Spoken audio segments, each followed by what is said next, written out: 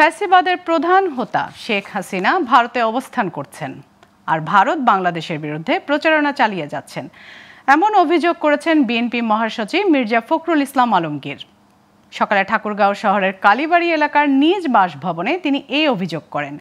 মির্জা ফখরুল বলেন, এই জাতিকে রক্ষা করতে হলে সবচেয়ে বেশি প্রয়োজন ঐক্য, কারণ ফ্যাসিবাদ আওয়ামী লীগ সরকার জাতিকে বিভক্ত করে ফেলেছে।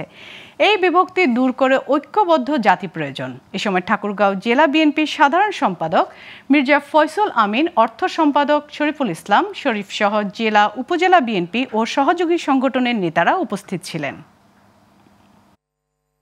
যে ফ্যাসিবাদের যিনি প্রধান হোতা তিনি কিন্তু ভারতে অবস্থান করছেন এবং ভারত কিন্তু আমাদের বিরুদ্ধে একটা প্রচারণা চালিয়ে যাচ্ছে বাংলাদেশের বিরুদ্ধে। এখন যে প্রবণতা শুরু হয়েছে যে বাংলাদেশের এই যে অর্জন, সে অর্জনকে ধ্বংস করে দেওয়ার জন্য সুনির্দিষ্টভাবে কিছু ব্যক্তি বা কিছু লোক তারা চেষ্টা করছেন একে নাকচ করে দেওয়ার জন্য। আমি মনে করি যে কোনো রাজনৈতিক দল নিষিদ্ধ করার বিষয়টা এটা কোনো রাজনৈতিক দলের নয়, এটা জনগণের দায়িত্ব।